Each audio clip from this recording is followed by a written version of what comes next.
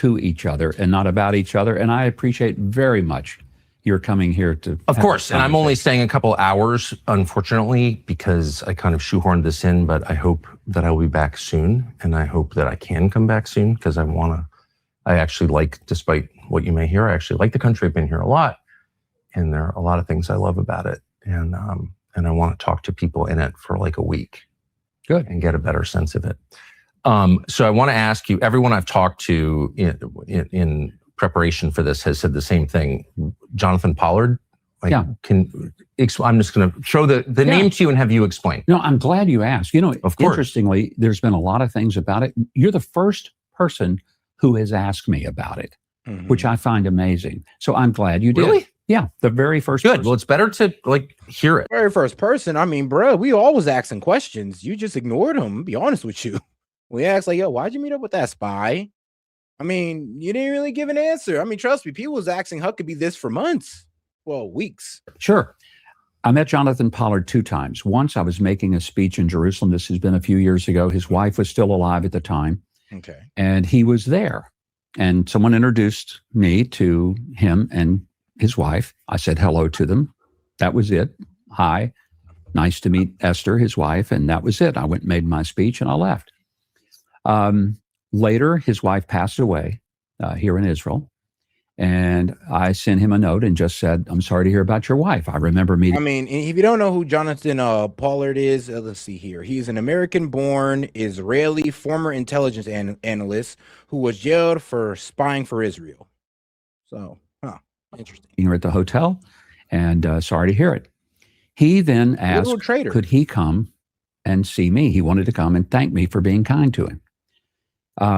He came to the embassy. I think we met for maybe 30 minutes. We had a nice, pleasant visit. The funny thing was the New York Times reported that it was a secret meeting. Tucker, if you've ever been to the U.S. Embassy, you would know there's no such thing as a secret meeting at the U.S. Embassy. Sure. There are cameras everywhere. You walk through Marines, you walk through security, you walk through the front office, and there's a dozen or more people that are going to check you out when you come. And before you get there, you're going to have to give us your passport information. You're going to have to be vetted and screened and all of this stuff. So the idea that it was secret was ludicrous. The whole idea is, look, Jonathan Pollard did something that was terribly wrong. He sold secrets. He shouldn't have done it. Okay. He was sentenced to 30 years in prison and spent 30, actually was, I think he was sentenced to maybe more than 30 years, but he spent 30 years in prison. Most people convicted of something similar, which was one count, I believe, would have spent 2 to 4, but he spent 30. Mm-hmm. I don't have a problem with him spending 30 because I think what he did was despicable. I'm not defending anything about what he did. But even people like the former director of the CIA, a number of other senators on the Senate Foreign Relations of the Senate Intel Committee said that he should be allowed to leave and move to Israel if he wanted to. Wow. So that's one of our main problems is that Israelis can pretty much do what they want. And if they get caught up, they can just ask to go back to Israel and we let them. I mean, that was a whole thing that blew up. What was it? I believe it was out of Utah. Somebody catch me up on that one because I'm not sure if I'm right about that. But there was an Israeli spy once again, who got caught up, not once again, but who got caught up in trying to buy or trying to meet up with a minor. Yes, he got caught trying to meet up with a minor. When we try to hold the man accountable, he asked to be shipped to Israel. And we did it. This guy was pretty much going to meet with a minor. He had no real excuse for it. He knew he was guilty. And he just said, hey, take me to Israel because I'm intelligence pretty much. And we did it. That's the problem. It was not as big a deal that I had this basically courtesy meeting. He wanted to thank me for being nice to him when his wife died. That's pretty much the story. You advocated for his release when you ran for, I remember it, in 2011, long before he had served 30 years.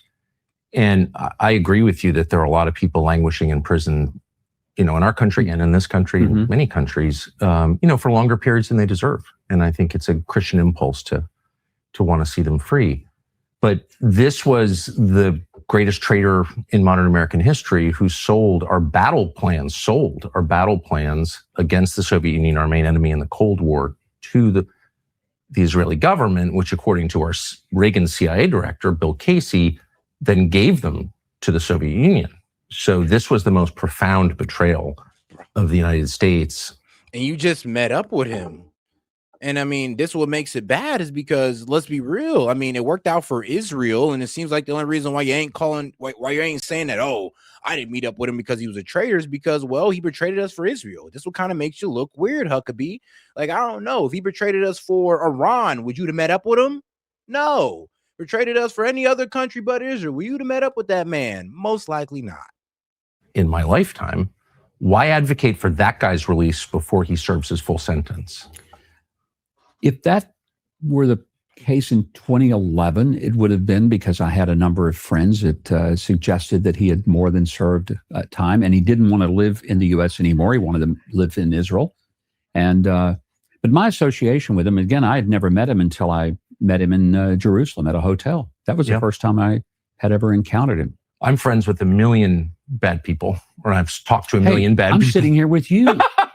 I mean, come on. I mean, Jesus ain't with tax collectors. So trust me, do not judge people who are friends or know or enjoy the company of immoral people, because it's not an endorsement of their immoral behavior. Pollard is different. I think once you become U.S. ambassador, the representative of the president of the United States in the United States of America in a foreign country, and then you invite not only the most damaging betrayer in our lifetimes, but also a guy who continues to advocate for betrayal. So he gave an interview, as I know you know, in 2021 to Israeli media, in which he said, I would encourage Jewish Americans with security clearances to spy for Mossad against their own country, the United States, because, and I'm pretty much quoting him, all Jews should have dual loyalty. Huh. That's not repentance. That's not someone who feels bad about what he did. That's someone who's encouraging American Jews to betray their country. Yeah, because he was rewarded for it. That's the problem. It's like, that's the problem with it. He may have been shamed by, his fellow Americans, but he was championed by Israel for what he did. And that's the problem with this whole dual loyalty thing. Like, they'll be okay with betraying their country as long as it's benefit of the other country. That's a problem. We can't have that, but apparently we allow it. That's pretty heavy, don't you think? Oh, I do. And I disagree with that wholeheartedly. I think, let's remember, it was President Trump who probably facilitated his departure. And I'm certainly supportive of President Trump. I think you are. And Pollard's not. He called him a madman after your meeting. That's why I say Pollard is not, for me, the real issue. It was the fact that he did something that was despicable. I'm not denying that. Of course he did. And he paid dearly for it, 30 years in prison, and he should have. That's what he should have done. There's no question about that. But why meet with him in the U.S. Embassy? Your colleagues said they were shocked. They said... Who were the colleagues that said they were shocked? Quoted on background in the New York Times. I think the meeting was in August. This could all be fake. That's why I'm asking you. Well, the same New York Times said it was a secret meeting. And I'm telling you, there's no such thing as a secret meeting in the U.S. Embassy. Do you see why the U.S. ambassador hosting a convicted betrayer of his own country who's encouraging Americans to continue to betray their country would seem shocking?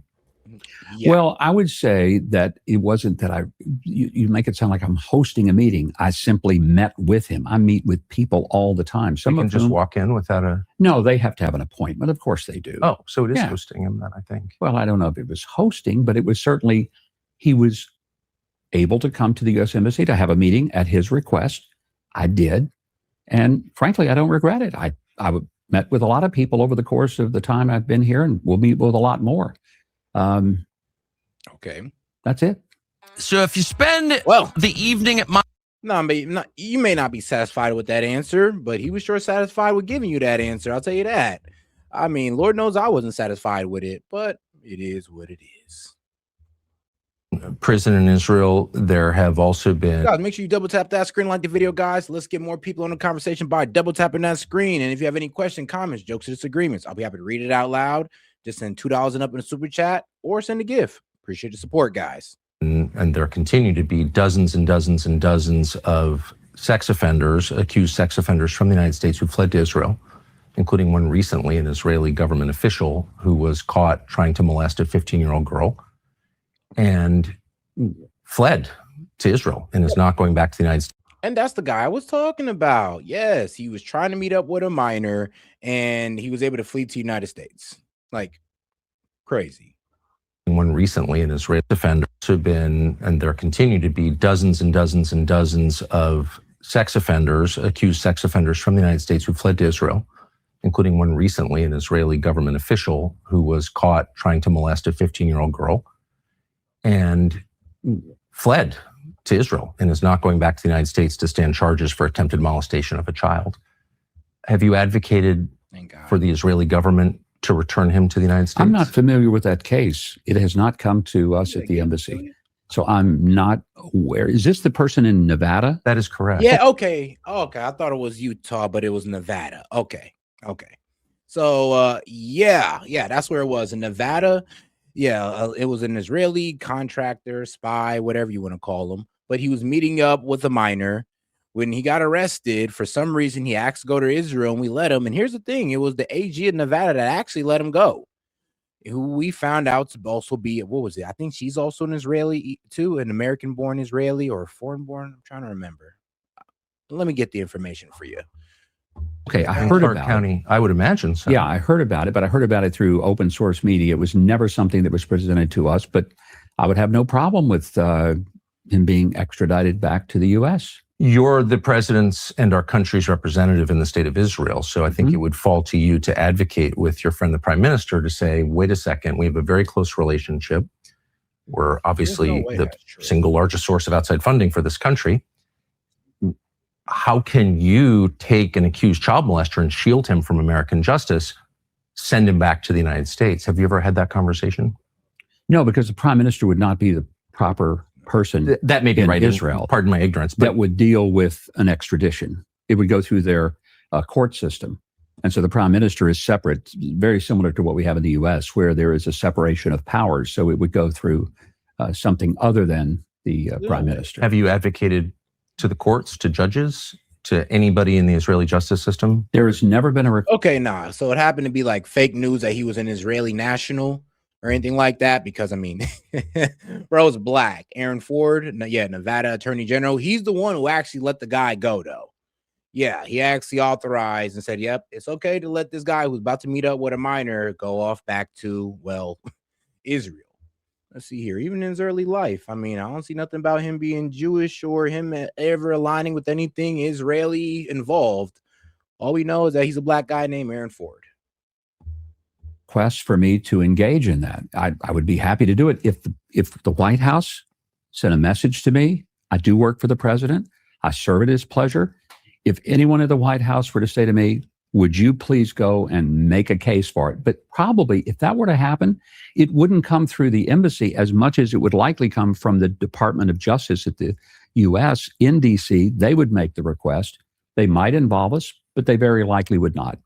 Does it seem strange to you that people accused of child molestation in the United States are allowed to have refuge within the borders of our closest ally? How that doesn't make sense to me. Well, I would say that if you've molested an American child, shouldn't you be required to stand justice? It's an allegation. Let's be clear. One of the things about our system of jurisprudence, you're innocent until you're proven guilty beyond a reasonable doubt. So if the charges are there, should he be extradited? I would say so. The charges are there. Yeah. Okay. So they should be, but that's a Justice Department decision, and they're the ones who should be pursuing it. To my knowledge, they haven't. They certainly haven't engaged the U.S. Embassy over. Why would the Israeli government harbor fugitives from justice in the United States? I'm not sure that there are dozens and dozens and dozens. And in fact, there's an Israeli group that keeps track of them that is dedicated, Jewish Israeli group dedicated to combating the molestation of children. And yeah, I know. And, bro, shout out to that Israeli group, because they sit there and they track these pedophiles who go out into America trying going out there to molest children, and then once they get caught, they actually get sent back to Israel, and they're allowed to, and they get sent back. And bro, not even the Israelis want these guys. They're like, yo, why you sending them back to us? Keep them there in jail. Like, but for some reason they get sent back to Israel and we allow it. Keeps a long list, and then you can look it up. And Tucker, I hope you're not saying that you think the Israelis support the molestation of children. Obviously, I'm not saying that. Okay, I'm saying that the Israeli government shields accused child molesters from justice in the United States. I'm not sure I could say that that's something that is provable. I don't know. But I am not aware that the Israeli government is shielding people. You obviously want to sleep well and fashionably. Brooklyn bedding can help. Here at TCN, we take sleep time seriously. Try to... Well. Anyway, guys, make sure you guys double tap that screen and like the videos, guys. And if you have any questions, comments, jokes, or disagreements you want read out loud, just make sure to super chat it in, guys. Appreciate the support. All right, man, let's keep it going. Code Tucker. Well, they are, and I'll give you and I just want to make sure that I pronounce this man's name correctly. It's Tom, I believe, Alexandrovich. I think that's right, and I've written it down, but of course my handwriting is so terrible I can't read it. But yes, he is an Israeli, I believe, cybersecurity official who was at a conference in Las Vegas last year and was caught up in a sting. Designed to catch people soliciting sex from children. So a cybersecurity official from Israel was caught trying to solicit sex from children, and we let him go. Let him go right back to Israel. That's pretty much what happened. One of a number of people arrested for this. He was arraigned and charged. And then 2 days later, he fled to Israel and did his first hearing by Zoom. He was allowed for some reason to leave for a foreign country, having already been charged for a attempted molestation of a child. And he remains here now. And there have been many news stories about this. And I just wonder if you would ask the Israeli government to put him on a plane and send him back to face justice for attempting to molest an American child. It doesn't seem complicated. No, I wouldn't mind doing that, but I want to find out if the Justice Department of the U.S. has already sought to extradite him. Is there anything in process? I don't know. Why wouldn't they seek to extradite him? I have no idea. That's a question for the Justice Department. I have many questions for the Justice Department, like why are millions of Epstein files still classified? Why do you think that is? I have no idea. Yeah, I want to know that too, because now there's supposed to be reported 6 million Epstein files, only 3 million was released, but I believe a couple of days ago, there was disappointing news that came from the DOJ saying that they will no longer be releasing any more Epstein files. It's done, they're finished, and that is in contempt of Congress. Because, like I said, the Epstein Transparency Act called for the full release of the Epstein files, not halfway releasing it. You guys tell us when you feel like you're done. Like, that's not what it said. So I don't know what's going on with Pam Bondi, but she got to go ahead and get that together, or just get her ass up out of there already. Yeah, I haven't kept up with that. I've never met the man. I don't know him.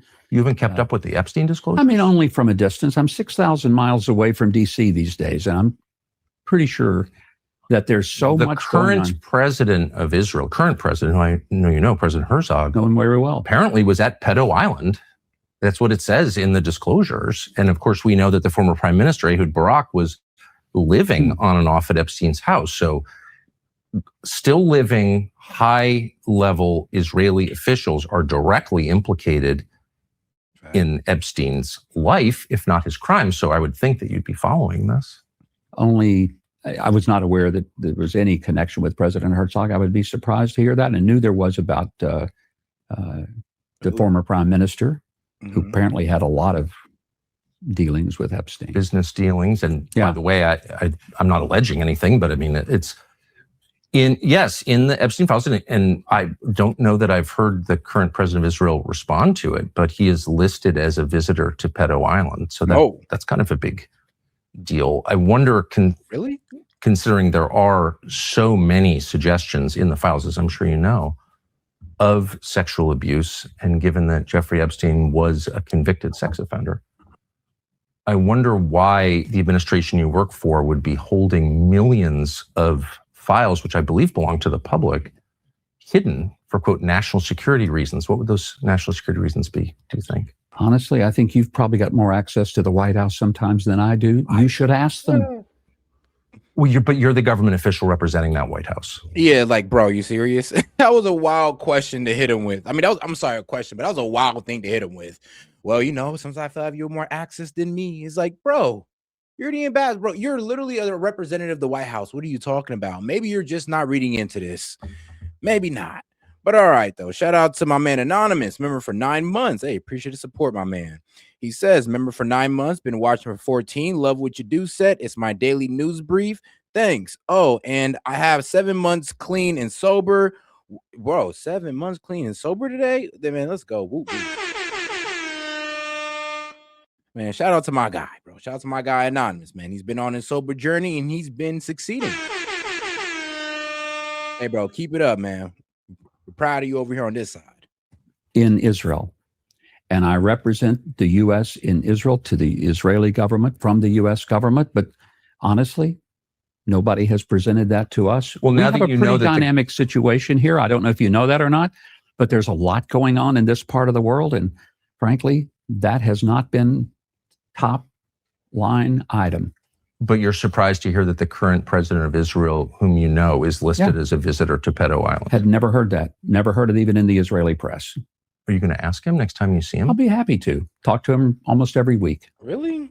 I guess what I'm asking is not simply as a representative of my government or a high U.S. official, but just as like a man and a father and a Christian. Hold on now, bro. I'm confused. Is he saying about Bibi or Ehud Barak? We all know former prime minister former prime minister of Israel, Ehud Barak. Yeah, he had ties with Epstein, but are you talking about Bibi Netanyahu? Because I didn't see that. That has not been top line item. But you're surprised to hear that the current president of Israel, whom you know, is listed as a visitor to Pedo Island. Had never heard that. Never heard it even in the Israeli press. Are you going to ask him next time you see him? I'll be happy to talk to him almost every week.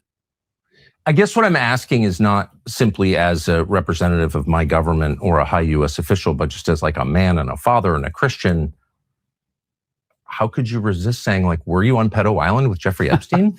Well, if I'm not aware of it. And secondly, there are a lot of things that go on in the world. I don't question every single person about every single thing that may be alleged of the about. Country. I understand all that, but this is the first I've ever heard of this. So why do you expect me to have knowledge of something like that? Well, because you attacked me personally for suggesting that Jeffrey Epstein had ties to Mossad, and you said that. You think he does? What's very clear he does. You think he does? From where do you get that? Well, the fact that he was in contact repeatedly with members of the Israeli government, including the current president and the former prime minister. And current president, former prime minister, Ehud Barak was he was working for the Defense Department of Israel. I'm sorry, but what do you mean? It's like he obviously had close ties to Israel. And I mean, and that's just being nice. Honestly, let's be real. He does have close ties to Mossad. But if we want to be fair, let's just say he has close ties to Israel, because I mean, then the Mossad's been trying to deny it left and right, and so is Israel. But you look at the Epstein files, and you obviously see that there's been some pretty close ties to Israel and Epstein, obviously. So you can't sit there and say that he wasn't connected to the Mossad. I mean, real with you, Ehud Barak was connected to the Mossad. But hey, it is what it is. All kinds of Israeli intel connected people. I'm not saying he worked for Mossad. I don't think. Huh? What, something happened on my side?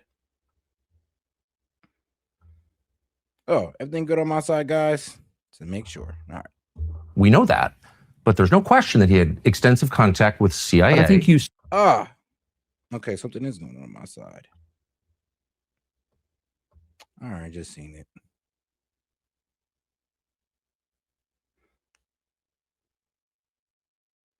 Well, look, I caught that just in time. See here, temporarily blocked. All right, guys. All right. All righty. But it didn't block here, though. That's crazy. All right, I'm just going to wait for it to come back, hopefully. Let's see here. Your stream has been temporarily blocked. Could we detect the... Wow. I swear they pick and choose. They pick and choose. Let me see here. Let's see. Come to Rumble. Wait until that's fallen off.